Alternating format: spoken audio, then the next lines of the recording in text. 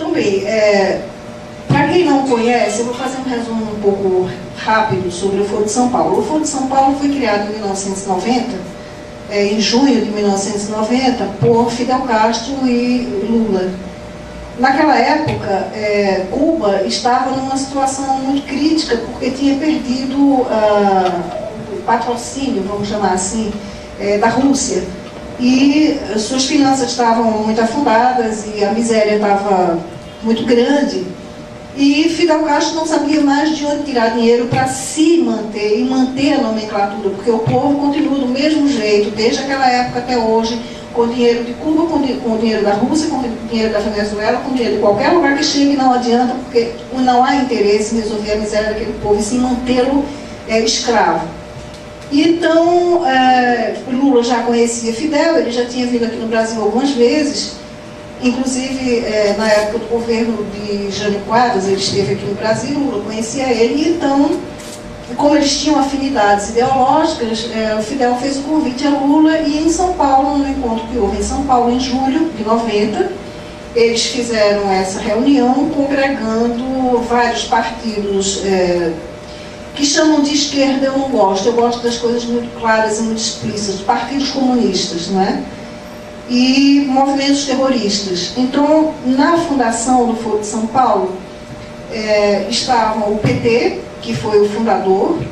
Do Brasil tinha o PT, tinha o PCdoB, o PCB, depois entrou o MR8, que inclusive hoje já é um partido oficializado, ele chama-se Partido Pátria Livre, que curiosamente esse é o nome de um movimento revolucionário que tinha no Paraguai, né? E outros partidos de outros países. Então ele entrou nesse primeiro momento, como membros fundadores entraram Peru, Chile, Argentina, Venezuela e...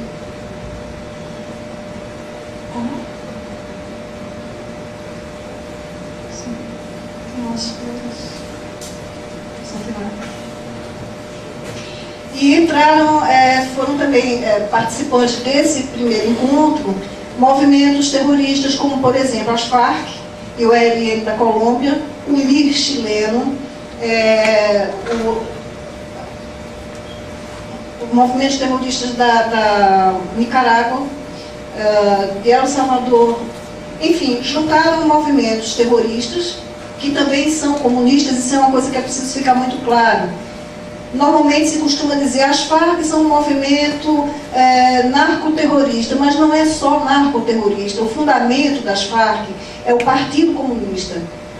Eles vêm da JUCO, que é a Juventude Comunista, e do próprio Partido Comunista Colombiano. Foram esses dois coisas que fundaram as Farc, e elas permanecem com doutrinação comunista até hoje. Então é um movimento comuno-terrorista, comuno-narcoterrorista. E todos esses outros movimentos terroristas são comunistas, então eles estavam todos assim irmanados nesse objetivo. E qual era o objetivo de Fidel Castro com esse grupo de organizações? Reconquistar, segundo ele mesmo diz, reconquistar na América Latina o que perdeu-se no leste europeu, porque isso aconteceu justamente com o fim da União Soviética, né? Quando acabou-se a União Soviética e aqueles países satélites começaram a se tornar independentes outra vez. Fidel Castro tinha perdido aquela coisa lá, e ele não podia ficar sem nenhum respaldo, então ele resolveu refundar isso aqui na América Latina. O objetivo dele é exatamente criar uma União Soviética aqui do lado de cá, no nosso continente. Então, desse primeiro encontro, como aconteceu em São Paulo, passou a chamar-se Foro de São Paulo. Esses encontros acontecem anualmente, desde 90 até os dias de hoje. Houve 2 anos, acho que, não me recordo bem agora, creio que em 94, 93, houve 2 anos que não teve, por alguma razão. Mas esses encontros são uma síntese do que ocorre com os grupos de trabalho. No grupo de trabalho não participam todos os partidos, todos os países membros. Esses grupos de trabalho ocorrem 3 vezes no ano.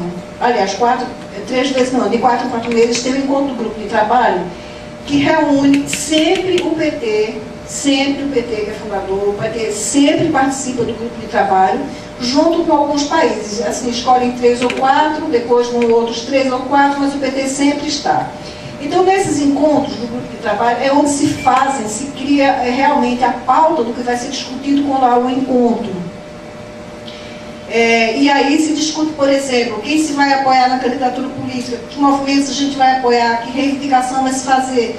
Tudo é elaborado, a pauta principal é elaborada a partir desse grupo desses encontros do grupo de trabalho. E no final disso tudo, eles elaboram uma pauta maior, uma carta de intenções, como eles chamam, que é lançada no encontro anual.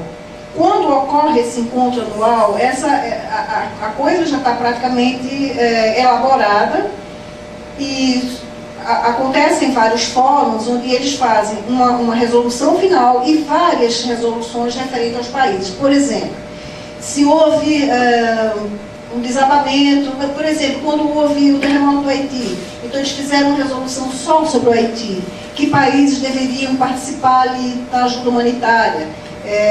Houve um movimento de estudantes no Chile, então vamos elaborar uma resolução sobre o movimento dos estudantes no Chile. Então saem várias resoluções de vários países e ali são são decisões que eles tomam.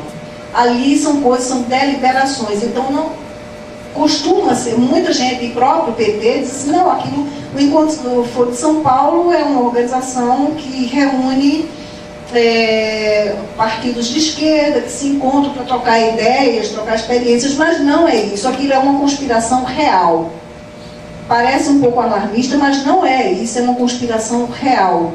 Ali eles conspiram o que vão fazer, o que vão planejar para destruir a democracia e a liberdade dos países do nosso continente. Então, o Foro de São Paulo seguiu nesse ritmo. E o objetivo deles era colocar presidentes deles em cada país que fosse membro. O primeiro, quando inauguraram, o primeiro que tinha o poder, que eu não vou chamar de presidente, porque nunca foi, era um ditador, era Fidel Castro. Mas era o governante de um país, era Fidel Castro, não tinha mais nenhum outro. Então eles começaram a trabalhar para colocar o Lula, que não deu certo, mas colocaram o Hugo Chávez.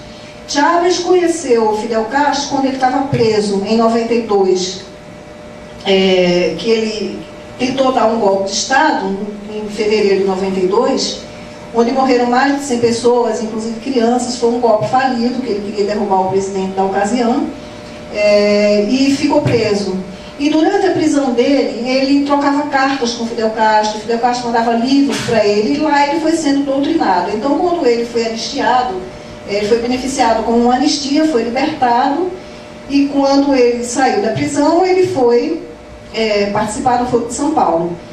Então, o Chávez foi o primeiro presidente eleito pelo Foro de São Paulo, em 1998. Aquela foi uma eleição que, até o momento, a gente achava que tinha sido uma eleição limpa. Hoje eu tenho minhas dúvidas, porque ele foi o primeiro presidente eleito pelo Foro de São Paulo. Então, eu não tenho muita certeza mais de que aquela eleição tenha sido limpa, embora que as pessoas estivessem, de fato, desejando uma mudança. Naquela época, o presidente que governava lá, a inflação era muito grande e havia muita insegurança, então as pessoas queriam uma mudança. E quando o Chávez se candidatou, o discurso dele era muito doce. Era que nem o Lula aqui, paz e amor, não é? Inclusive, há um vídeo que acredito que muita gente aqui conhece, em que ele é entrevistado, e o nome do vídeo são As 5 Mentiras de Chávez, porque ele diz, por exemplo, que ele concorda que Cuba tem uma ditadura, ele diz que não é comunista, ele diz que não vai ficar mais tempo do que o necessário no governo, e mais umas outras coisas, mais umas outras mentiras. Então, a partir da primeira eleição dele, que ele ganhou, ele começa a botar as unhas de fora, como a gente costuma dizer, e começa a implantar uma ditadura nos mesmos moldes de Cuba. Tudo orientado por Fidel Castro, né? Para destruir a democracia. E logo as pessoas começaram a perceber. Então ele começou a inventar referendo para isso, eleição para aquilo, e todas, desde a A única que ele ganhou realmente pelo voto do povo foi a primeira, de 98. Depois de lá até hoje, ele sempre ganhou na base da fraude. Isso é mais do que provado, absolutamente provado. Então, Chávez foi o primeiro presidente eleito. Depois conseguiram eleger Lula. Depois, no Equador, elegeram o Lúcio Gutierrez.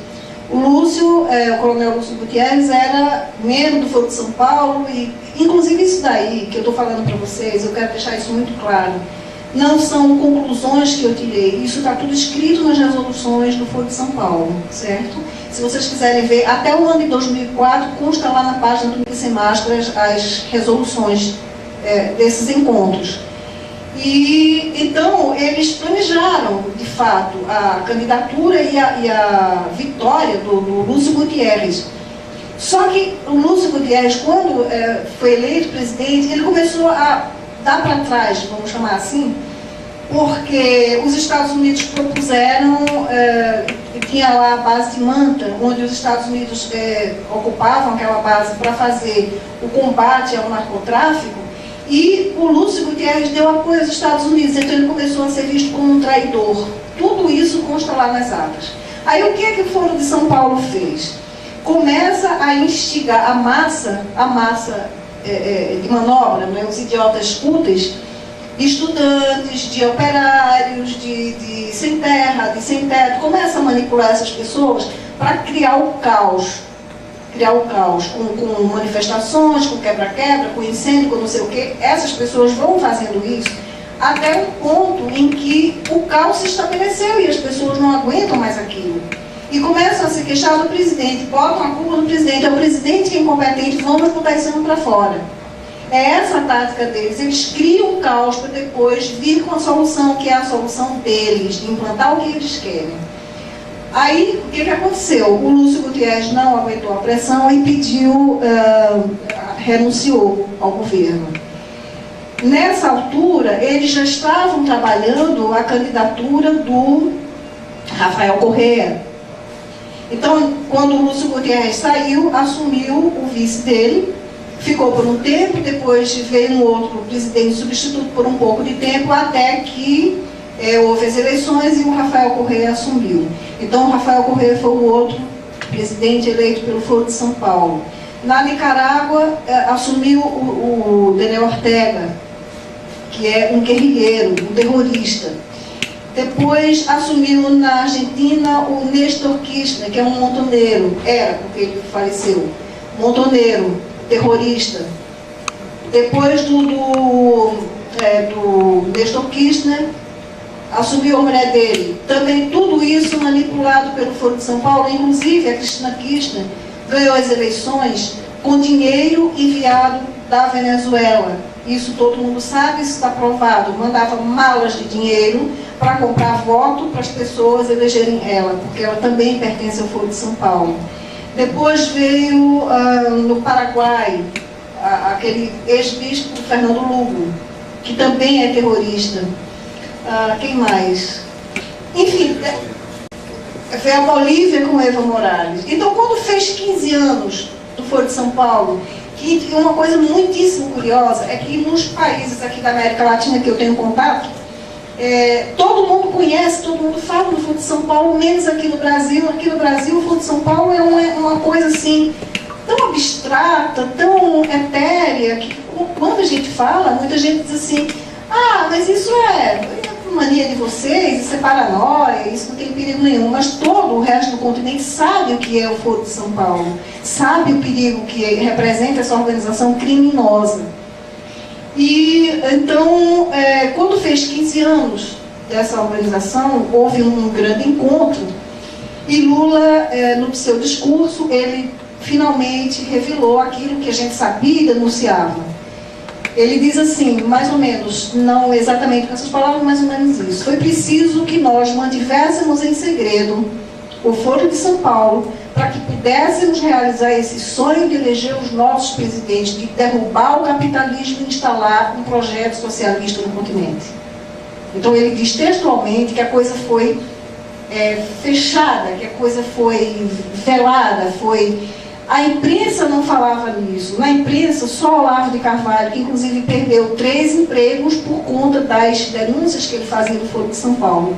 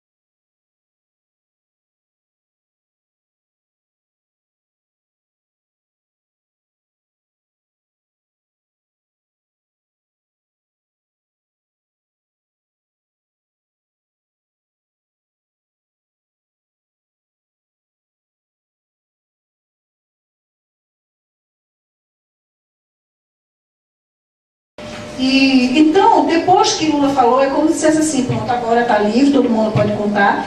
E vários jornalistas que sempre souberam que eram colegas de Olavo, como o senhor Merval Pereira, que acompanhava Olavo, as denúncias de Olavo no Jornal do Globo, o Jornal Globo, de onde Olavo foi demitido porque ele denunciou isso. O Merval Pereira agora fala no Foro de São Paulo como se fosse uma coisa que ele falasse desde que não foi inaugurado, não é? Então, depois desses 15 anos, já havia 15 presidentes socialistas, comunistas eleitos pelo Foro de São Paulo. E o que acontece com essa ascensão? No Peru existia, até a década de 70, 80, um movimento terrorista chamado Sendero Luminoso. O Sendero Luminoso foi muito ativo e, inclusive, fez um ataque à embaixada do Japão. Acredito que muita gente aqui deve se lembrar desse fato, e que fez refém milhões de pessoas. Não sei, era uma festa que estava havendo na embaixada, tinha mais de 200 pessoas lá, e eles fizeram um ataque que durou vários dias e, finalmente, o exército e a polícia conseguiram resgatar a maioria das pessoas com vida, terminar com aquele motim, aquela violência, e o Sendero Luminoso foi praticamente extinto, pois agora o Sendero Luminoso já está novamente atuando, fazendo ataques terroristas, e os militares daquela época, que foram considerados heróis por ter salvo aquelas pessoas, estão sendo julgados e condenados. Na Argentina, os militares que combateram o comunismo, os movimentos terroristas da década de 70 e 80, estão encarcerados e sendo julgados como terroristas, como torturadores. Há casos de prisão perpétua.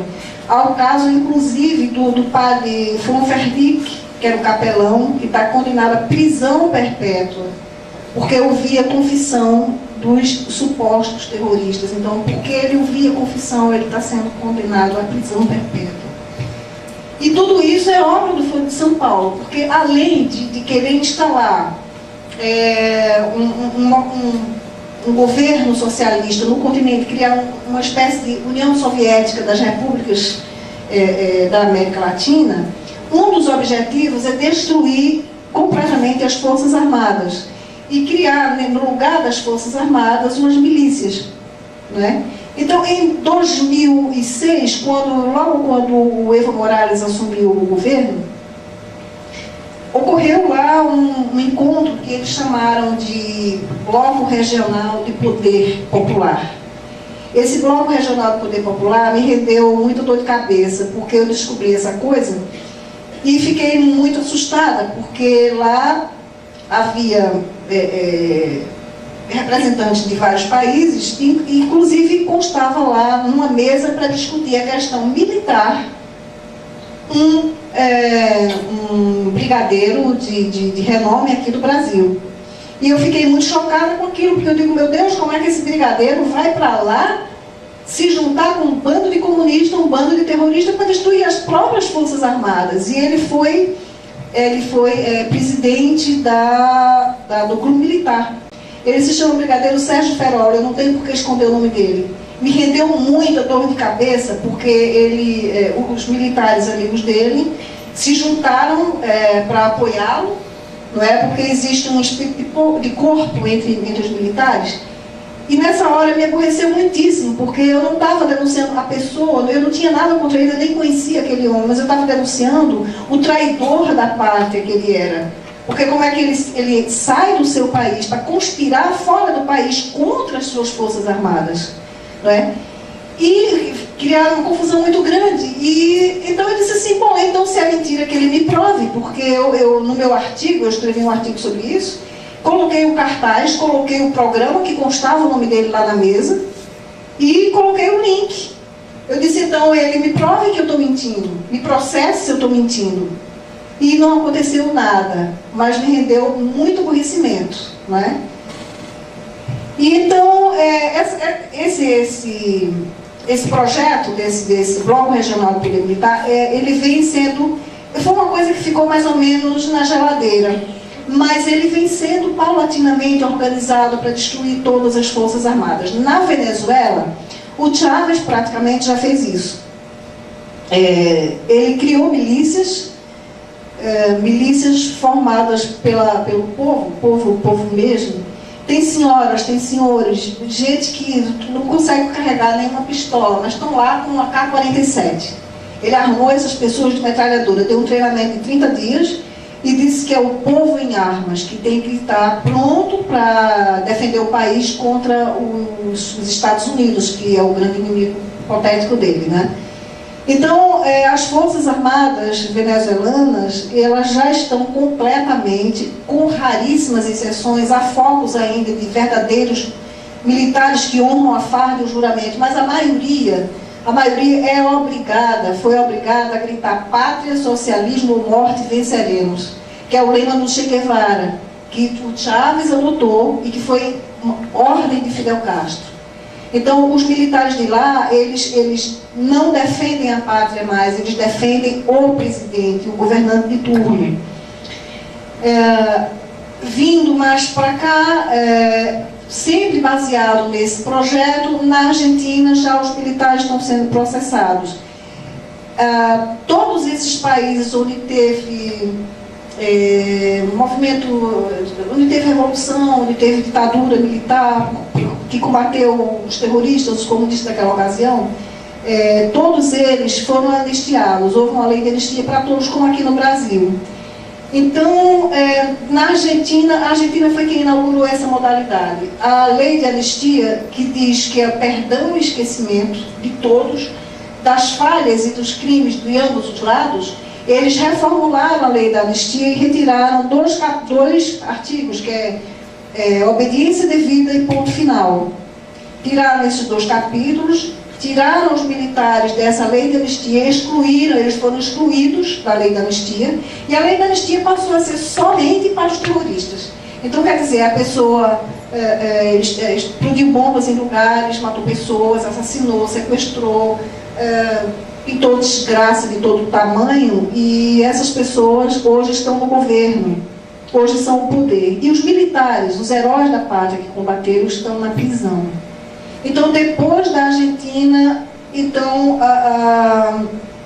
começou a pressão para os outros países fazerem a mesma coisa. E essa pressão vive no Brasil até hoje. Então, há tempo que eu venho falando isso. Desde 2004, quando aconteceu isso da Argentina, que eu alerto os militares aqui no Brasil. Eu escrevi inúmeros artigos e as pessoas me diziam assim, eu tenho muitos amigos militares, eles me diziam, isso não vai acontecer, porque aqui no Brasil foi diferente, o número de vítimas foi muito menor, e foi outra história, não sei o que, não vai acontecer. Eu dizia, fiquem alerta, porque isso não é uma questão de esse governo foi assim, aquela revolução foi assado, é uma ordem do Foro de São Paulo, é uma coisa que vem de cima, mas ninguém acreditava no Foro de São Paulo, não é?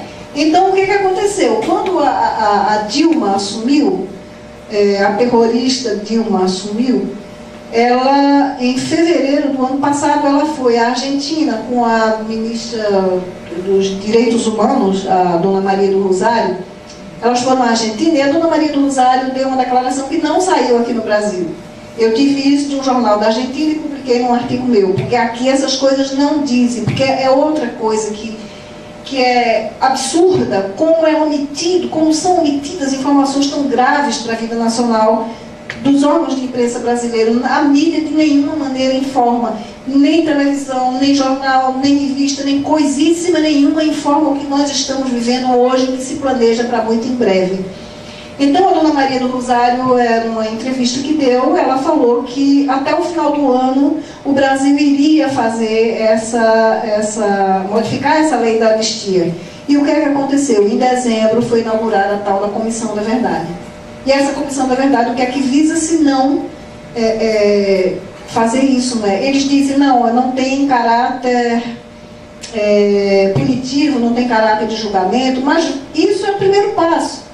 Basta dar o primeiro passo, que depois a lei é reformulada, e botam um adendo daqui, uma ressalva dali, não sei mais o que, e vai fazer exatamente como estão fazendo nos outros países, não é? Então, isso é o que nos espera, isso é o que nos espera. Esse é muito importante, uma coisa que eu sempre digo às pessoas. Eu acredito que a maioria que está aqui, se não for católico, pelo menos é cristão de alguma outra denominação, mas nós temos que rezar muito. Eu sempre digo, ofereçam sua comunhão para que o comunismo não se instale no nosso país, porque estamos a um passo disso, não vai durar muito. Eu sempre ofereço minha comunhão, eu peço muito a Deus, não permita, porque estamos a um passo disso daí. Agora, a situação da Colômbia eu deixei para o fim, porque é uma coisa assim, muito mais terrível. As Farc eram um bando terrorista mais ou menos pequeno até a década de 70. Existia um outro grupo terrorista chamado ELN, que foi fundado, que tinha um dos cabeças, era um ex-padre terrorista, o padre Camilo Torres, e esse grupo, o ELN, tinha mais membros e tinha mais poder do que as Farc.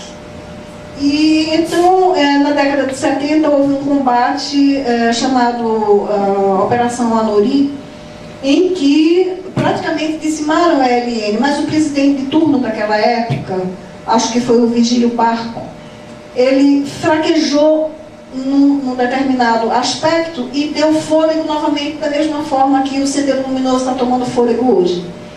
Então as Farc começaram a crescer. Quando o ELN ficou menor, as Farc cresceram. E cometeram muitos crimes hediondos, coisas absurdas, coisas assim, impensáveis. De ataque de todo tipo. Por exemplo, eles usam uma coisa que eles usam muito, são as minas terrestres, que lá chamam-se mina quebra-pata, porque quando ela não mata a pessoa, ela geralmente decepa pés e pernas e braços, ela mutila as pessoas. Então costumam chamar minas quebra-pata. E a Colômbia é um dos países mais semeado de minas que se tem notícia. Para vocês terem ideia, é um país pequeno. Então, as Farc vinham cometendo crimes desse tipo, destruindo aquedutos, destruindo pontes de transmissão, destruindo pontes de energia, pontes de passagem de rio. E quando o presidente Uribe assumiu, ele que é vítima disso, o pai dele foi sequestrado pelas Farc, ele jurou combater e exterminar esse terror.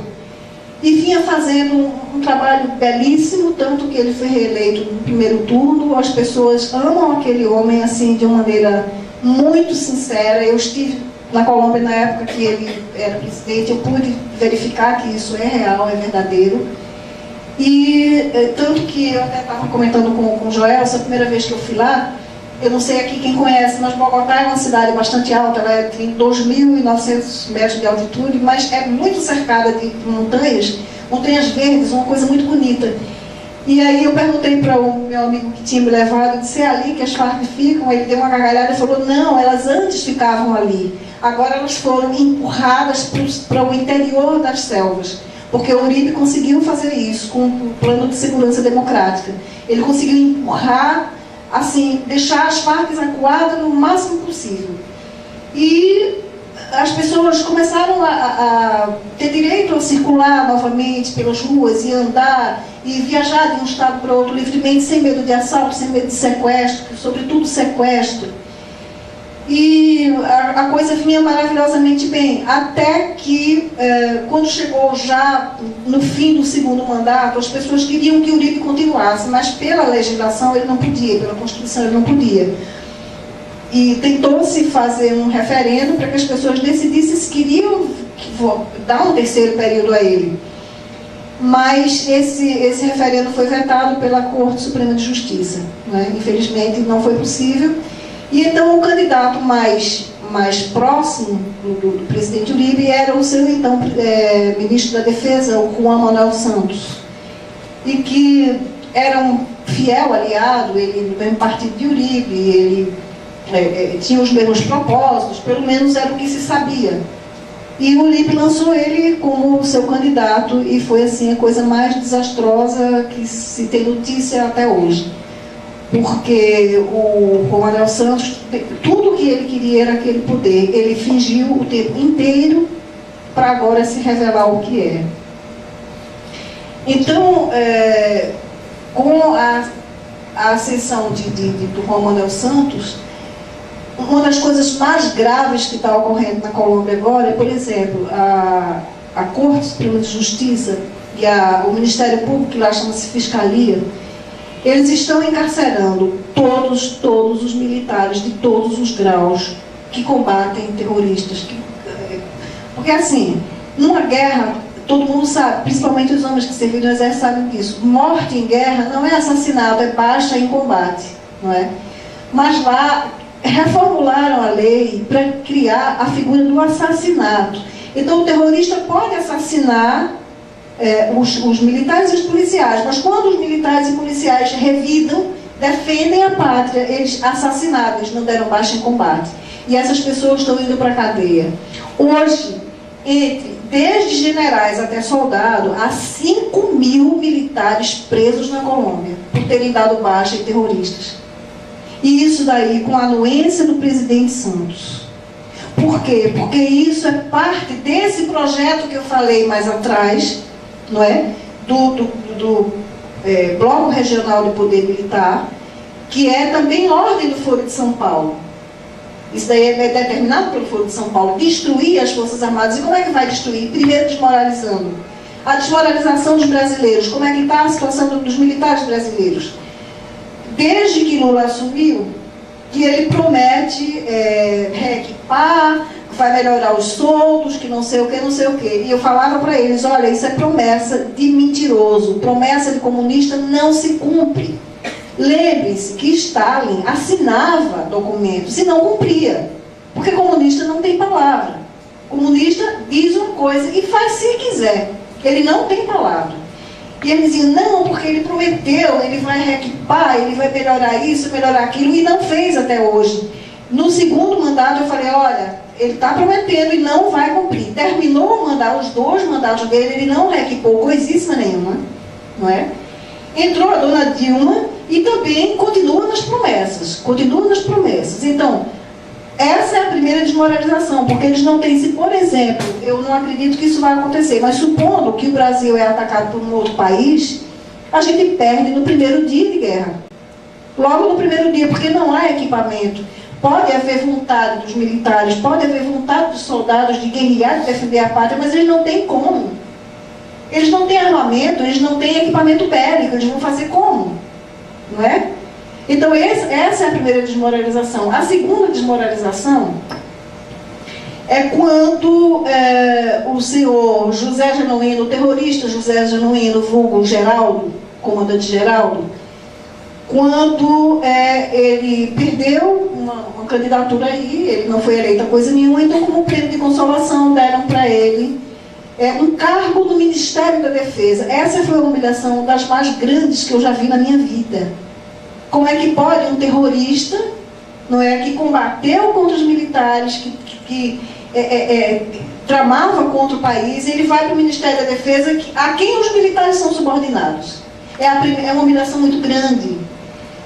Depois, colocaram esse terrorista para ser o representante dos militares na Comissão da Verdade. Então, eu não acredito que possa haver humilhação maior para um militar do que isso daí. Mas os militares, o que é que fazem? Os comandantes, o que é que fazem? Nada. Aplaudem. Aplaudem. E isso me envergonha. Isso me envergonha. Eu não sou militar, eu não tenho militar na minha família. Eu nunca servi a Força Armada nenhuma, mas eu sinto vergonha. Porque militar, para mim, é guerreiro. Eu sou guerreira, à minha maneira. Não é? Eu sou guerreira da palavra. Eles são guerreiros de arma e eles têm a obrigação de defender. Como é que a gente vai ficar se alguém invadir esse país que não... A gente não imagina que vá, porque o Brasil não tem inimigos, mas como é que a gente vai ficar? Quem é que vai nos defender? Se eles dizem amém para um terrorista, se eles dizem amém para essa maldita comissão da mentira, eles não fizeram nada. Eles não fizeram nada. Nós, civis, é que ficamos esperneando pela rede, escrevendo artigos, se expondo. E eles que tinham a obrigação, eles não fizeram nada. Então, eu não sei aonde é que vamos parar. Eu não sei. A única coisa que eu sei é que nós estamos caminhando para isso. Porque, como a Dona Maria do Rosário falou ano passado na Argentina, e foi cumprido, em dezembro foi instalada a comissão, agora vai se começar o processamento da análise, do julgamento, do não sei o quê, não é? Com uma comissão que só tem representantes do lado deles. Cadê a imparcialidade dessa comissão? Uma comissão se supõe, se vai haver um julgamento, tem que haver duas partes contraditórias, não é? Para se julgar alguma coisa e se chegar a um consenso. Mas não, se só tem gente do lado deles, então vão condenar a todos. Vão condenar a todos. Então, há dois bodes expiatórios aqui no Brasil, pelo menos que eu tenho conhecimento. Um deles é o Coronel Carlos Alberto Brilhante Ustra, que foi diretor do DOI de São Paulo, e que é uma pessoa que eu conheço, que é um senhor gentilíssimo, generoso. É assim, tipo um pai. A esposa dele, Dona Joseíta, enquanto ele dirigia aquele departamento, as festas de Natal, ela ia lá levar bolo, levar presentinho para as presas. E hoje elas dizem, como aquela Beth Mendes, que abriu a boca para dizer que foi torturada por ele. As provas ninguém mostra. A Dona Dilma mesmo diz que foi torturada durante 3 meses. Agora, cadê as marcas? Eu gostaria de ver. Cadê as provas? Eu quero ver as provas físicas, marcas psicológicas, cadê? Porque chorar, se eu quiser, eu choro aqui também. Basta me lembrar das histórias das vítimas da Colômbia, eu começo a chorar. Então ela pode ter lembrado de alguma coisa muito triste e chorou. É muito fácil chorar, eu quero ver a marca física da tortura. Nenhum deles tem. Nenhum deles tem. E o próprio José Genuíno, que disse que foi torturado, que não sei o quê. Me dá esse livro, por favor. Não, o outro. Eu trouxe aqui para vocês esse livro que eu recomendo que vocês comprem. É do Coronel Lício Augusto Maciel, um herói. Esse homem é um herói, é uma pessoa linda, é um amigo queridíssimo. Um senhor de 83 anos que é perfeitamente lúcido e atuante, um guerreiro de verdade. Foi ele quem prendeu José Genuíno. E ele me disse, certa vez, ele inclusive fala aqui nesse livro, ele disse, por todas as coisas que esse infeliz vive dizendo hoje, eu me arrependo de não ter sequer dado um tapa nele, porque ele não apanhou. Ele foi preso, sentaram ele numa árvore, amarraram as mãos dele para ele não fugir, e ele ali entregou tudo. Aqui o Coronel Lício fala, ele entregou tudo, o nome de todo mundo. Ele não foi torturado, nenhuma dessas pessoas foi torturada. Sabe? Agora, existia assim uma espécie de como é que eu digo? Não é bem chavão, é palavra de ordem. Existia uma palavra de ordem que o falecido Mário Lago, ele falou certa vez numa entrevista, que era a palavra de ordem o seguinte: todo aquele que for preso, quando sair, diga que foi barbaramente torturado. E vocês podem ver em todas as entrevistas, em todas as textos e coisas, todas essas pessoas dizem que foram barbaramente torturadas. É barbaramente torturado, isso é uma frase chavão que eles tinham a obrigação de dizer, não é? Todos eles dizem isso. Agora, cadê as marcas dessa tortura tão bárbara? Cadê, gente? Me mostra. Não é? Ninguém mostra. Agora, falar é fácil. E aí chega essa comissão toda composta por gente do lado deles para dizer isso, para reafirmar isso. Para reafirmar isso daí. Para condenar o Coronel Lício, um herói que salvou a pátria daquela infelicidade.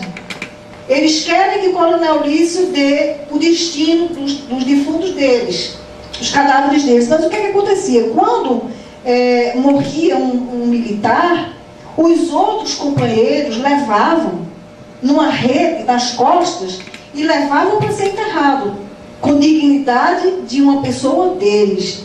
Os terroristas não, o que é que faziam? Eles estavam lá para os bichos comer.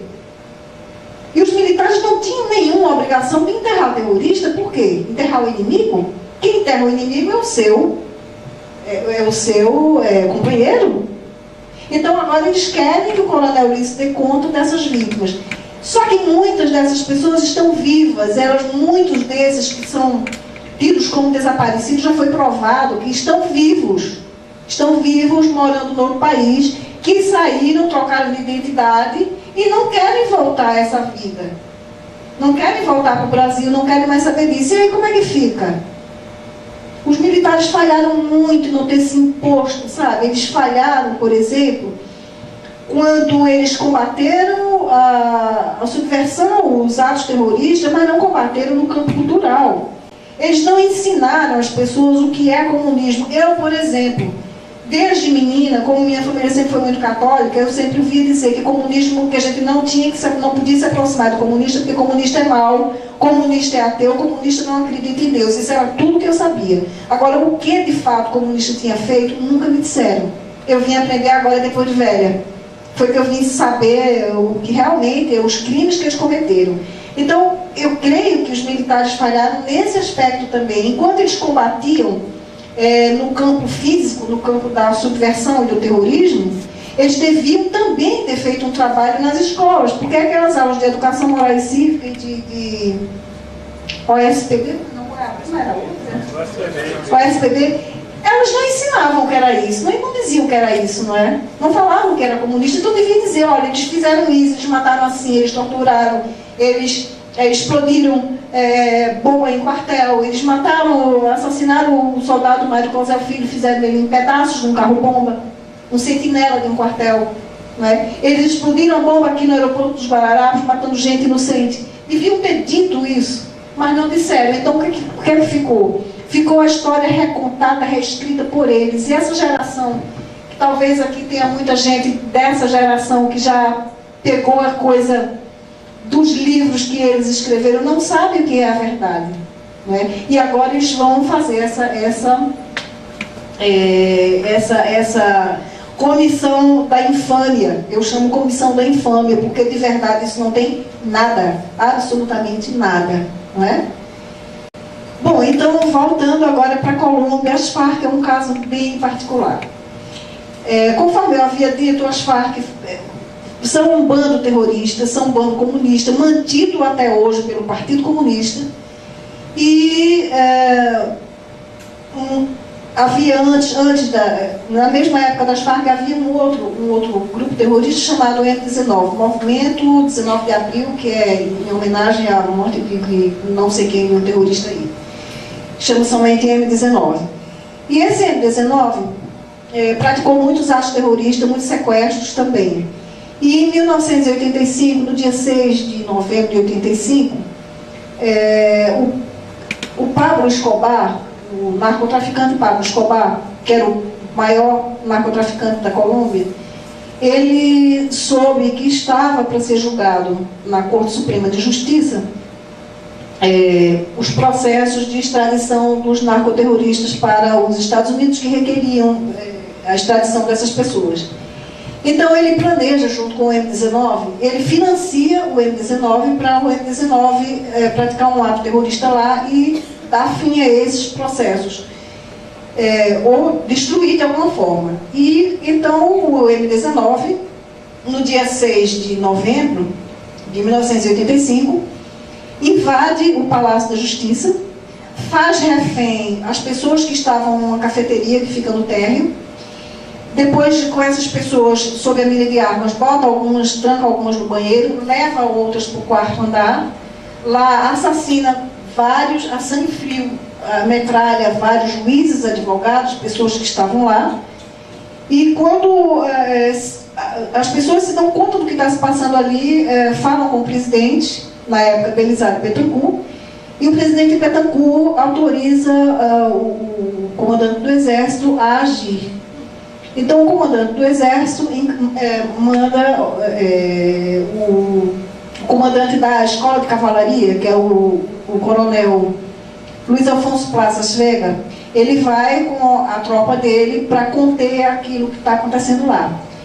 Quando os terroristas veem que o Exército está chegando, eles incendeiam o Palácio da Justiça. E nesse incêndio muita gente morreu carbonizada. Então o coronel Plazas entra com um tanque. Infelizmente eu esqueci de trazer o livro. Ele tem um livro que tem uma foto exatamente disso. Ele entra com o tanque pela porta e lá ele consegue salvar mais de 300 pessoas. 360, se não me falha a memória.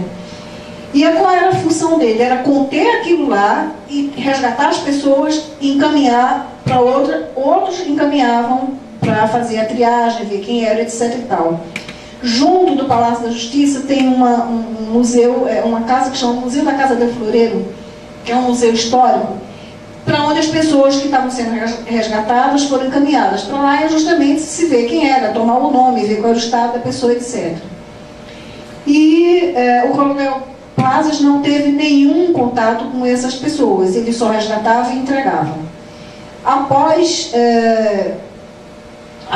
isso durou 2 dias, e após isso, assim mais ou menos um mês depois, uma comissão de 3 juízes avaliou todo o processo, todo o resgate, etc. e tal, e concluiu que foi uma operação exitosa, que o Exército agiu com absoluto rigor e lisura, que salvou inclusive essas pessoas todas, e que as pessoas mortas, carbonizadas que estavam ali, certamente eram terroristas. Passados 20 anos, esses terroristas do M19, que também foram anistiados, voltaram ao poder. Hoje em dia eles estão, o prefeito da capital do país, de Bogotá, é um ex-terrorista do M19, Gustavo Petro. Há vários senadores, há vários deputados, há vários governadores de estado, há vários prefeitos terroristas. E o que é que eles fizeram? Eles resolveram reabrir esse caso e condenar o coronel Plazas como desaparição forçada de pessoas. Denunciavam o número de 11 pessoas desaparecidas. E essas pessoas não foram desaparecidas, porque os cadáveres foram encaminhados para a medicina legal, e lá o Ministério Público, que também é feito de pessoas do M19, retirou os cadáveres dessas 11 pessoas, separou e deixou para o legista avaliar aqueles casos que estavam ali. Então, essas 11 que foram retiradas são desaparecidas, para inculpar uma pessoa inocente. E o coronel Plazas foi condenado em primeira instância a 30 anos de prisão, foi condenado em segunda instância a 30 anos de prisão. E agora o advogado dele e a Procuradoria-Geral da República recorreu, porque é uma coisa absurda, ele não teve nada a ver com isso, ele é absolutamente inocente, ele salvou 260 pessoas, ou foi 360, o número que falha um pouco agora a memória. Ele saiu de lá carregado nos ombros, a cidade inteira aplaudindo ele como herói nacional, agora está sendo condenado. Por quê? É parte do mesmo projeto. Parte do mesmo projeto. Tudo parte do mesmo projeto.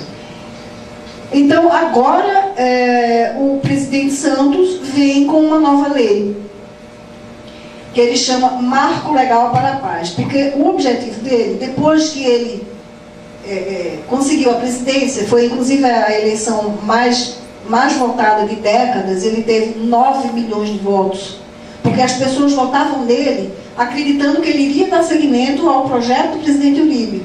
E, no entanto, a primeira coisa que ele fez foi, ele traiu o povo de uma maneira assim estúpida. A primeira coisa que ele fez foi reatar relações com Chávez, não com a Venezuela, porque havia um desentendimento. O Chávez se desentendeu com o Uribe, ele odiava o Uribe, vivia dizendo horrores, chamando ele de mafioso, não sei o quê, e romperam relações diplomáticas por conta de o presidente Uribe acusar a Venezuela de abrigar os terroristas das Farc, inclusive com provas de satélite, mostrando que tinha os acampamentos. Isso foi entregue na OEA, foi uma denúncia feita na comissão da OEA, e Chávez rompeu relações diplomáticas com a Colômbia. Quando o Santos assumiu, só 2 dias depois, a primeira coisa que ele fez foi um encontro com Chávez lá em Cartagena, onde reatou as relações e ficaram muito bem, e ele disse que passou a chamar Chávez como o meu mais novo melhor amigo. Isso foi a primeira bofetada que os colombianos receberam, porque todo mundo lá tem Chávez como inimigo da Colômbia, inimigo do povo colombiano, né? E nesse encontro não se soube direito, porque não foi revelado, o que foi que eles conversaram. Apenas o Santos disse que aquele encontro seria para... porque a Venezuela tinha uma dívida de 800 bilhões com os empresários colombianos, e ele disse, não, com esse acordo a gente vai selar a paz e os empresários vão receber o dinheiro deles, etc e tal, é necessário. E as pessoas ficaram acreditando, o dinheiro não foi pago até hoje. E depois ele foi mostrando as coisas que foram acordadas naquele encontro. A primeira coisa que foi acordada foi retirar a queixa da OEA de que a Venezuela tem bases das Farc, mantém os chefões das Farc lá dentro do Forte Tiuna, que é onde funciona também o Ministério da Defesa da Venezuela. O Timochenko, que é o atual secretário-geral das Farc, vive lá. O Ivan Marques, que é o secretário de Relações Internacionais das Farc, vive lá no Forte Tiuna. Então, Santos mandou retirar essa queixa com provas de satélite, com provas fotográficas das pessoas lá. Mandou retirar. Isso é a primeira bofetada assim, gigantesca no presidente Uribe, porque desmanchou e deixou ele desmoralizado. Depois, o Chávez vinha reclamando porque, não só ele, como todos os outros países pertencentes ao Foro de São Paulo, o Brasil, inclusive, vinha encabeçando muito essa história, que os Estados Unidos têm um acordo de cooperação militar com a Colômbia. E, na época da renovação desse acordo, os Estados Unidos propuseram, como o Correia tinha cortado o direito de uso das bases de Manta, dos Estados Unidos lá nas bases de Manta, então os Estados Unidos propuseram eles utilizarem as bases colombianas, mas não era para implantar base norte-americana, e sim utilizar junto com os colombianos aquelas bases de lá. Então, o Chávez foi quem encampou essa ideia ridícula de que os Estados Unidos iam implantar 8 bases na Colômbia, quando não ia implantar nenhuma só. Aí o que o Santos fez? A segunda medida dele, antes tinha encaminhado, o Congresso resistiu que isso fosse votado, porque esse projeto, essa ampliação desse projeto tinha sido feito de forma irregular, não sei o que, deveria ser votado pelo Congresso. Então o que Santos fez? Mandou retirar isso daí e encerrou o contrato com os Estados Unidos. Um contrato que era, assim, fundamental para a segurança, porque os Estados Unidos ofereciam satélites, tecnologia, equipamento, helicópteros de última geração que ajudaram muito nesse combate, não é? Que deu baixa de vários cabeças das Farc. Retirado esse acordo, os Estados Unidos pararam de ceder tecnologia e armamento e etc., e apoio mesmo bélico. Então, a partir daí, começou o enfraquecimento dos militares, não é? E com essa lei que diz que eles são criminosos, está botando eles na cadeia, levando eles para a prisão, sendo condenados, tem um major que é super condecorado, um major Maldonado, esse daí me partiu o coração. Ele é um militar que sempre foi o primeiro de turma, super condecorado como herói, de várias batalhas, de várias coisas, um rapaz moço, de 30 e poucos anos. Ele foi condenado a 50 anos por ter dado baixa a um terrorista. Um terrorista. A coisa é assim, absurda, é gritante. Então, como se tudo isso não fosse pouco, aí o Santos, que só sonha com a reeleição, ou então em receber o Prêmio Nobel da Paz, ele quer, de qualquer maneira e a qualquer custo, dizer que selou a paz no país, que acabou com o movimento terrorista. Então, o preço que ele está oferecendo é o seguinte: ele criou uma lei chamada Marco Legal para a Paz, que os colombianos imediatamente passaram a chamar Marco Legal para a Impunidade. Porque o que faz? Ele diz assim, que os terroristas que se entregarem, não é? Disserem que não querem mais ser terroristas, eles vão ser anistiados, não vão pagar nenhum minuto de cadeia, vão ter seu nome limpo. É como se fosse assim, como os latinos sempre dizem, borrão e cuenta nova. Vira a página e a folha está em branco. Entende? É isso daí que vai acontecer. Então, um terrorista que assassina crianças, que recruta meninas para serem prostitutas dos chefões, meninas de 12 anos, que fazem elas abortarem, porque uma guerrilheira não pode ter filho. Quer dizer, essas pessoas vão ter a ficha mais limpa do que os militares que combateram eles e que estão presos como assassinos. É isso que Santos está fazendo com essa lei. Essa lei já foi aprovada no dia 15 de maio.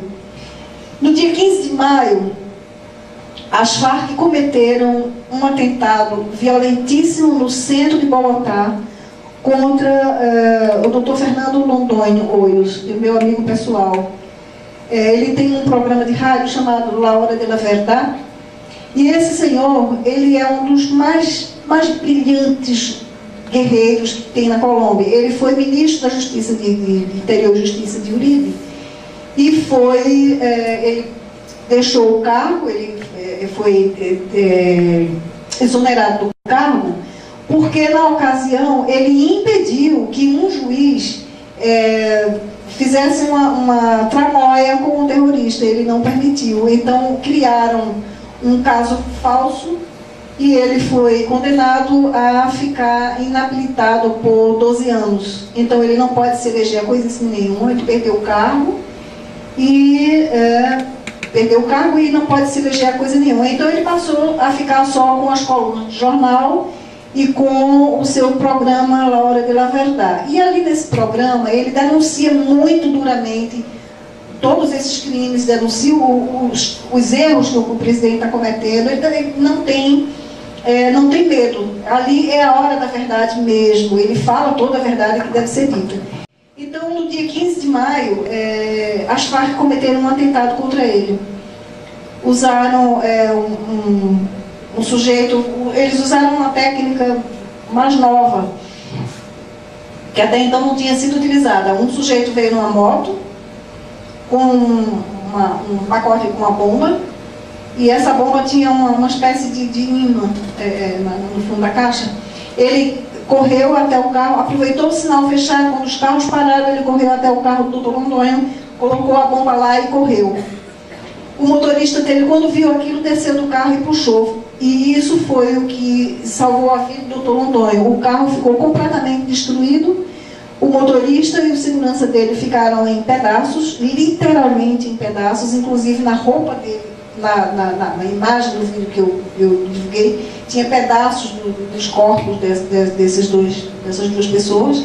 Isso foi na manhã do dia 15 de maio. À tarde estava sendo julgada essa lei na Câmara. E nem diante disso daí, as pessoas, os políticos, os deputados condenaram a lei, ela foi aprovada. E por esses dias está para ser votada no Senado e tudo indica que vai ser aprovada. Então, gente que pratica esse tipo de coisa vai ser indutada, vai ser... E depois, pior que isso, elas vão ter a vida política dela restabelecida e elas vão poder se candidatar a cargos políticos. Elas vão poder chegar não somente a deputado, senador, elas vão poder até ser presidente da República. Imaginem. É como nós aqui, com um terrorista na presidência. Só que lá, são terroristas violentíssimos, que praticam... Semana passada, eu estava contando a Joelson, um pouco antes da gente chegar aqui, que no dia 5, exatamente a semana passada, uma família lutava com o nascimento de um bebê. Uma senhora estava dando à luz com uma parteira numa cidadezinha do interior, e o parto complicou. Então o pai da criança, o marido da senhora, chamou a polícia para ajudar no parto, e eles tinham um filhinho pequeno, de uns 5 anos. Então a polícia veio, e no trajeto que iam levar para um hospital, as Farc atacaram o carro só porque era um carro da polícia. E assassinaram essa mãe grávida, o bebê dela, a parteira, os 2 policiais, e o pai e a criança ficaram muito gravemente feridos. E essas pessoas, elas vão ser indultadas, elas vão poder se candidatar a cargo político. Essa nós estamos chamando de a lei, o marco da impunidade. Isso é um marco para a impunidade, é premiar o crime. E é isso que o comunismo faz. A gente não pode nunca, mas nunca de forma alguma dissociar terrorismo de comunismo, porque isso é uma coisa só. Eu não me lembro bem qual foi o Papa, eu acho que foi Paulo VI, João Paulo, não me lembro qual foi o Papa, que definiu muito bem que o comunismo é intrinsecamente mal. Eu digo, o comunismo é o mal encarnado.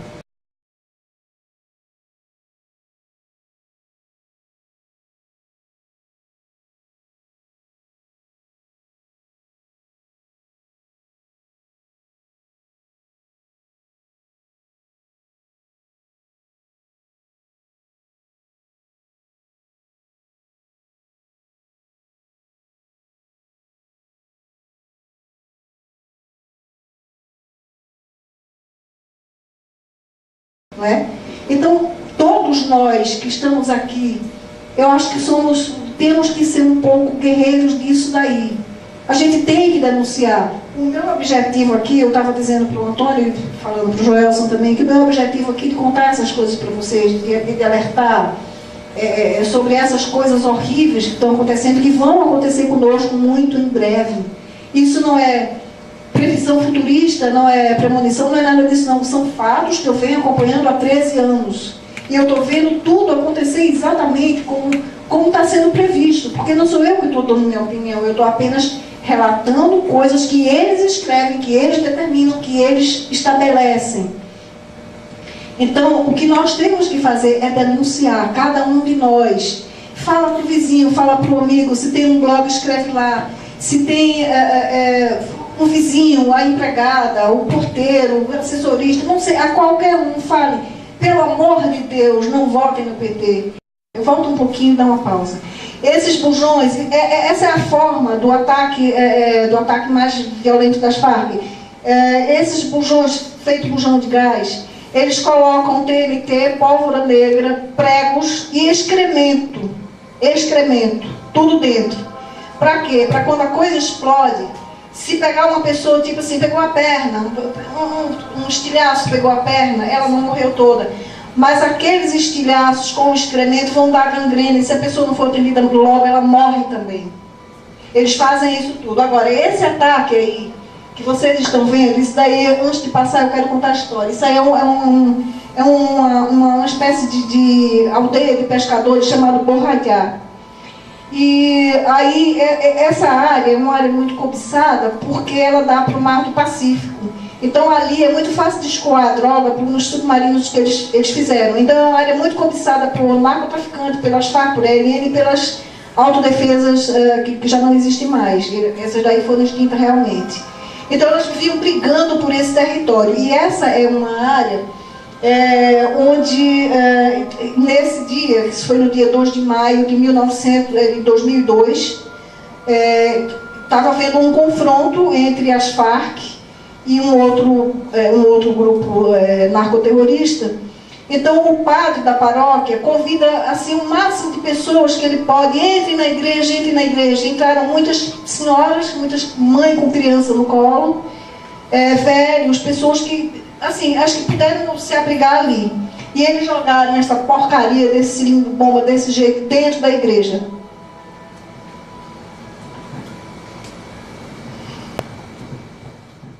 Em 2004, no Fórum Social Mundial que aconteceu em Porto Alegre, na época o Lula tinha feito alguma coisa que as pessoas estavam, não sei se foi o MST, alguém que estava insatisfeito com ele, e no discurso dele, as pessoas começaram a vaiar, e Chávez estava presente nesse encontro, e ele falou o seguinte: olha, não façam isso com o companheiro Lula, porque vocês têm que ver que o Brasil é um país muito grande, então é como se eu corresse com um Fórmula 1 e ele corresse com um Fusca.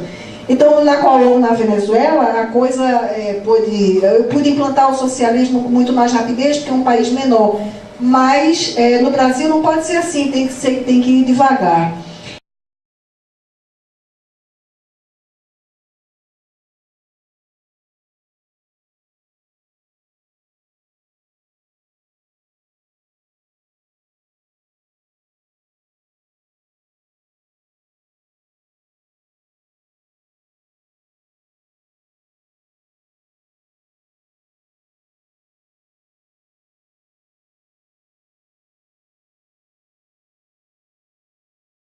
Então é exatamente isso, eu estou vendo o que está acontecendo lá fora.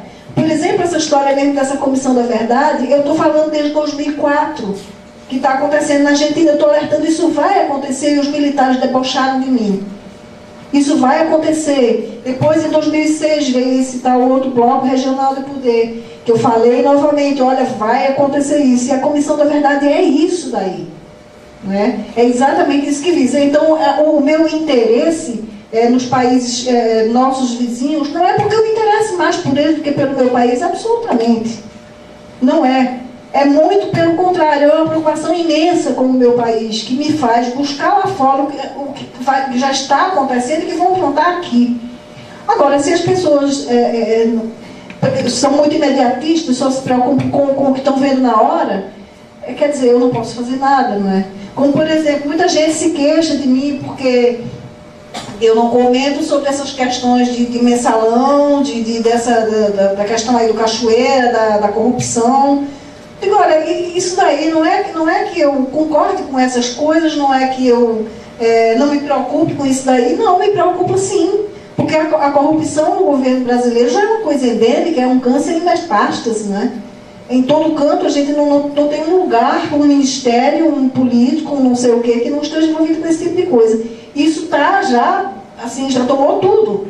Mas acontece que isso não é a raiz, isso não é a fundamental. Isso daí é consequência, isso não é causa. A gente tem que ver as causas. O que é que provoca isso daí? Para que é que essas pessoas querem tanto dinheiro? Para que é que elas roubam? Para que é que elas corrompem tanto? Uma das coisas, um dos projetos, é de se fechar o Congresso. Isso é um projeto antigo dos comunistas, de acabar com o Congresso. Então, o que eles fazem? Eles corrompem o Congresso de uma forma tal que as pessoas, inclusive, eu já vi muita gente pedindo isso. Fecha o Congresso, acaba, para que político, não sei o quê. Isso é necessário, o Congresso é necessário em todo o país. Agora, por que querem acabar o daqui? Porque está tão podre que as pessoas não aguentam mais. Então, acha que acabando é que vai ser a solução. E acabar é exatamente o que eles querem. Entende? É isso que eu estava falando com relação à história do Lúcio Gutierrez. Eles criam o caos para as pessoas começarem a se revoltar e pedir exatamente aquilo que eles querem.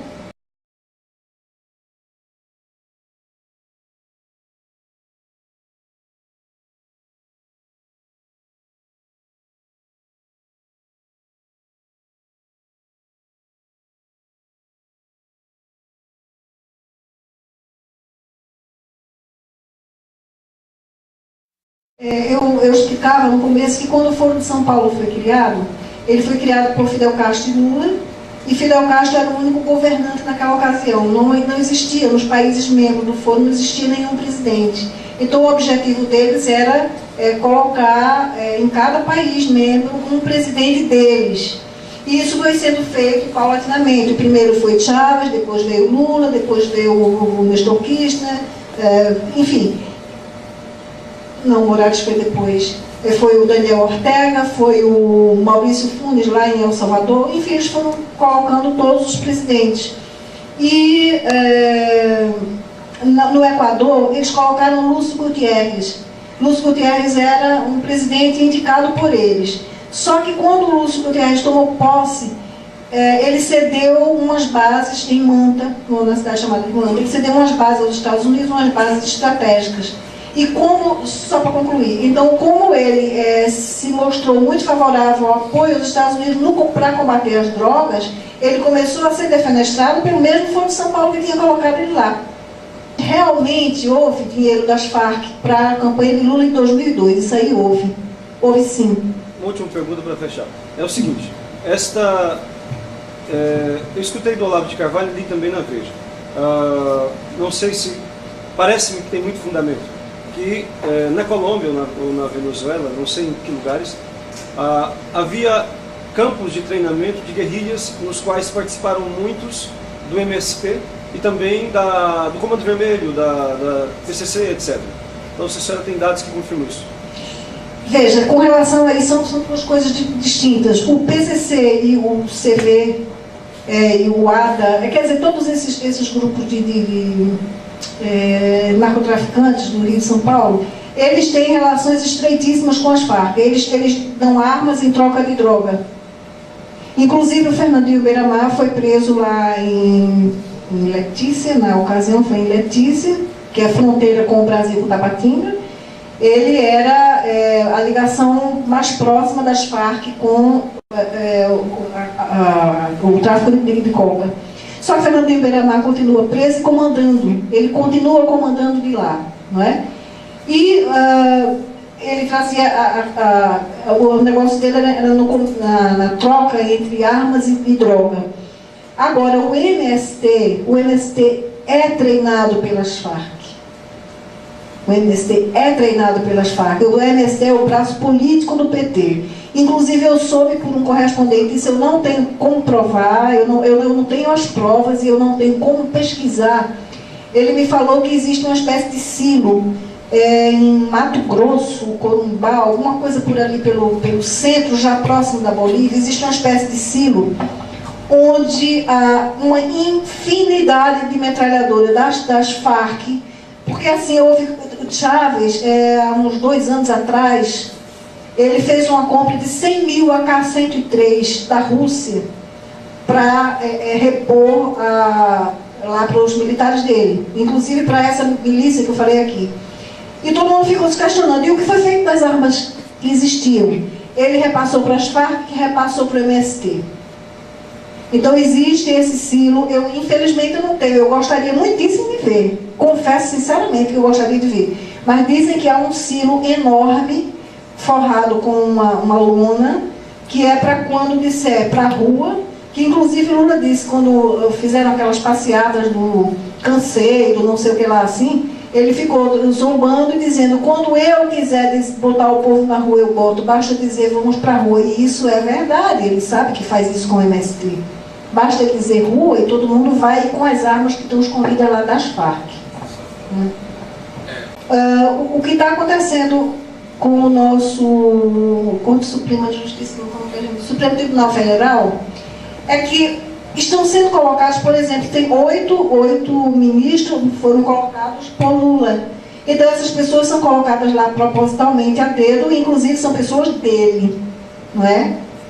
E aí as leis vão sendo refeitas. Teve não sei se um ministro, um desembargador, um juiz aí que fala no direito achado na rua. Tem uma história dessa, não é? Eu nunca vi isso, para mim é uma excrescência, né?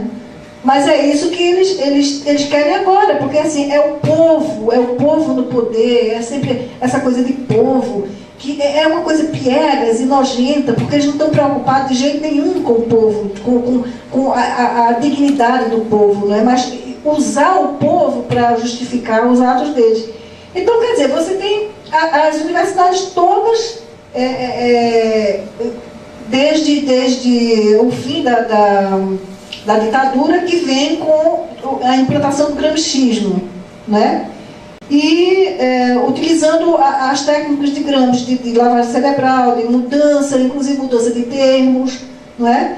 E, quer dizer, se essas pessoas são formadas dessa maneira, elas não sabem pensar de maneira diferente.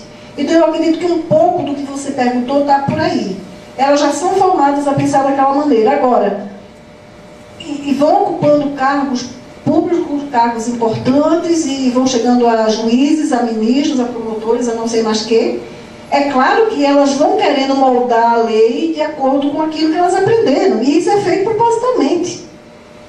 É feito propositalmente. Até que se implante um país socialista de fato. Não sei se respondeu. Veja bem, eles dizem que não vão mexer na anistia, inclusive porque o Supremo já disse que não, ela é imutável, não é?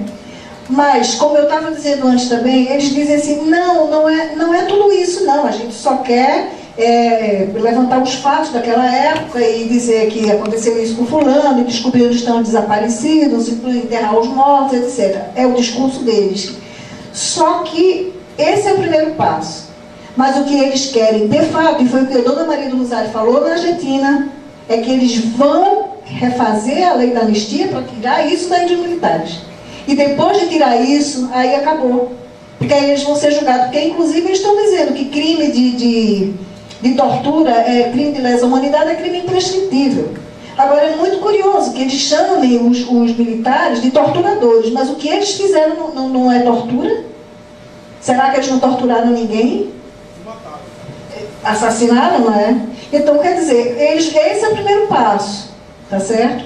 Eles vão tirar, depois vão julgar, vão condenar, como está sendo feito na Argentina, está sendo feito no Uruguai, está sendo feito no Chile, não é? E na Colômbia por outras razões, que já que eu sou meus artigos, o senhor deve ter lido um que eu falei sobre isso, que é por outras razões, mas também está sendo a mesma coisa.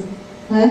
Porque o objetivo, e isso casa também, uma coisa que eu passou batido, esse objetivo do Foro de São Paulo é o mesmo objetivo das Farc. O plano estratégico das Farc é uma coisa assim que as pessoas não querem saber, não tem nenhuma preocupação, mas o plano estratégico das Farc é exatamente esse. A tomada do poder pela via legal. E essa lei da impunidade vai dar esse direito a eles. Depois que eles tomarem o poder, eles vão reformular todo o sistema, porque eles dizem mesmo que esse modelo de governo que a Colômbia tem, eles não aceitam, eles não obedecem, eles não reconhecem aquelas leis como leis, eles querem refazer tudo para implantar um projeto socialista. Não é? E destruir as Forças Armadas é um projeto muito imediato. Há acho que uns 15 dias, talvez vocês tenham visto, que saiu nos jornais, é que a ONU mandou, disse, sugeriu, não sei o que foi, que deve-se acabar com a polícia de São Paulo. Alguém viu essa notícia aqui? Pois é. Quer dizer, a ONU, que quando foi criada, era um projeto válido, era um projeto bom, porque foi logo após a Segunda Guerra, para amparar aqueles países dos opressores, não é? E o objetivo era legal. Hoje em dia é um manto de comunista, que só trabalha para comunista, só opera em favor dos comunistas. Então a ONU é o maior interessado nisso. A ONU defende, se não explicitamente, mas implicitamente, defende as Farc. E essa história, quando eu li aquilo, eu digo, não acredito que a ousadia chegou a tanto, mas chegou. Então eles vão fazer isso. O linchamento moral já houve, quando botaram o Genuíno para ser o defensor dos militares. O que é isso? Que desmoralização com o Coronel Lício? Pelo amor de Deus, eu falei com ele semana passada e disse, meu coronel, o que é isso? Como é que vai ficar essa história? Veja bem, aí eu vou falar alguma coisa aqui, que a senhora já falou aí também, e eu acho que o servidor também falou, é com relação à informação. Né? E eu digo isso, posso até dizer assim, falo de cadeira, porque eu participei do movimento sindical, aqui lá pelos anos 90, e trabalhador de usina de açúcar, para o empresário era visto como um cachorro. Era dessa forma. E eu fiz parte de uma diretoria do sindicato, e na oportunidade, por direitos tanto constitucional como do dissídio coletivo, nos primeiros 36 meses nós fizemos 54 greves nas usinas de Pernambuco, coisa inédita, para cumprir a Constituição de 88, porque eles não cumpriam o direito do dissídio coletivo. Então, foi muito fácil a gente que fazia parte daquele movimento aderir ao que se chamava de esquerda. Foi muito fácil, porque os patrões nos empurraram para isso. Infelizmente, tinha na usina de onde eu nasci, também Tony nasceu também lá, Antônio, a gente chama de Tony porque ele é meu sobrinho, tinha lá um dizer o que era comunismo. A gente olhava aquilo ali e ninguém sabia nada do que era aquilo. Comunismo é isso, comunismo é aquilo, e quem aderisse era demitido da usina, ou então ficava numa lista negra que não tinha direito a mais nada. Então, eu cheguei à conclusão hoje que os nossos patrões e aquelas pessoas que são chamadas de direita, porque eu não acho que são de direita, eles contribuíram para isso. Eu não digo lá nos países que a senhora falou, mas aqui no Brasil. Fizeram com que a classe trabalhadora aderisse com a maior facilidade a esse sistema que está aí. Hoje, mentiroso, falso, enganando a todo mundo. Que eu, graças a Deus, deixei de fazer parte. Então, há essa carência imensa de informação. Eu assisti aqui, dado pelo cidadão que está aqui, um filme, História da Rússia, História da União Soviética. É pior do que aquilo que a senhora mostrou aí. É algo estarrecedor. E ninguém sabe. Essas coisas deviam se passar nas escolas, nas universidades. Então as pessoas que têm um poder de informação deviam informar o que é. Eu me debato, porque eu faço parte também do movimento da igreja, e até com parte, por que não fala de política? Não, isso não pode não. Meu Deus do céu, política, não é politicagem. Então, falta dizer isso às pessoas com força. Porque o cara que fazia a propaganda do Hitler dizia que uma mentira repetida 100 vezes torna-se uma verdade. O Joseph Goebbels, ele dizia isso. Então, e a gente está vendo isso, o pessoal mentindo descaradamente e sendo aplaudido. É o que vai acontecer com a Comissão da Verdade. Eles estão sacramentando a mentira que vem sendo repetida. Então, só para encerrar, então acho que a gente tem que bater nessa tecla e mostrar realmente o que é uma coisa e o que é outra, porque senão eles vão tomando vulto, já estão tomando, como você está dizendo aí, e daqui a pouco, como é que vai ser? Olha, veja só, o Brasil é o país que eu tenho lembrança que tem mais partido político. Nós temos 38 partidos políticos, eu nunca vi tanto na minha vida. Tanto. Agora, você espreme qual é de direita? Não tem. O que talvez pudesse ser feito era pegar, assim, as pessoas que são realmente, verdadeiramente conservadoras de direita, saírem desses partidos e aí se juntar num só. Mas isso é complicado, né? Eu acho que isso é difícil. Esse livro daqui, o Heitor de Paulo escreveu em 2008, chama-se O Eixo do Mal Latino-Americano. É uma obra-prima para quem quer conhecer e saber melhor sobre tudo isso que eu falei, menos a parte da Colômbia, das Farc, porque isso daí é mais uma especialidade minha, né? Mas ele fala nisso. Esse livro que é brilhante, quem não tem, tem que ter. E tanto esse quanto o livro do Coronel Ulisses, vocês podem encontrar na livraria Resistência Cultural, que fica no Maranhão, em São Luís do Maranhão, Belém. Em São Luís, eu não tenho agora de memória o endereço, mas se colocarem lá no Google, Livraria Resistência Cultural, vocês vão encontrar. O dono dessa livraria é um jovem muito interessante, que eu tenho contato com ele, é uma pessoa que eu tenho uma relação boa de amizade, e eu posso garantir que os livros seguem direitinho, que chegam, inclusive o Heitor colocou lá e está muito satisfeito com o serviço que ele presta. Então, todos os dois, esse livro do Coronel Ulisses, isso aqui é um primor, Isso aqui conta a verdade da guerrilha do Araguaia, que estão querendo esconder, sobretudo agora nesse período dessa tal maldita comissão da infâmia. Procurem ler esse livro, que vocês vão saber o que foi que aconteceu, o que estão querendo esconder. Esse livro aqui é importantíssimo. E as pessoas vão muito pelo ouvido, né, pelo que ouvem, aquele discurso bonito. Esses políticos dizem aquilo que o povo quer ouvir. O povo se encanta pelo que ouve, não pelo que vê. E criar pelos ouvidos, exatamente. Entende? Então você vê, eu vou dar um exemplo bem claro. Aquele empresário, o senhor Gerdau, é um dos mais ricos daqui do Brasil, não é? E nas eleições de 2006, ele deu 100 mil reais para a filha do Tarso Genro, do Partido Comunista. Como é que pode um empresário financiar um comunista? Ele devia financiar um direitista, um conservador, reforçar. Mas não, o que acontece com ele? Ele está pouco se lixando para a ideologia, o negócio dele é ganhar dinheiro. Sem saber que, como diz a máxima comunista, eles não sabem que estão dando a corda que vão ser enforcados. Não é? Pois não, padre. É só para uma informação. Está começando, tem um tempo já, o Padre Paulo Ricardo, lá em São Paulo. Muito querido. Sim, e no mês passado estivemos juntos conversando a respeito desses assuntos aí.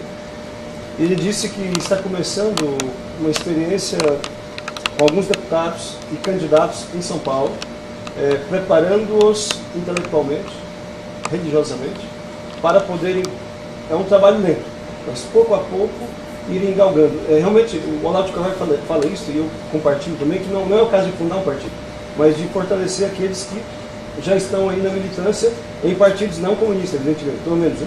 Então, e fazer com que eles possam ir galgando degraus até chegar. Mas é um trabalho lento. Tem que ter, aí é a coisa. Lento, tem que ter persistência. Uma coisa muito importante, o Paulo falou ali, eu queria relembrar também. O Padre Paulo Ricardo fez isso com os candidatos, são mais de 100 candidatos lá, a deputado e vereador. E não quiseram que entrasse mais agora, porque, pelo menos para candidato não, para formação pode. Porque se entrar muitos também não se elege ninguém, né?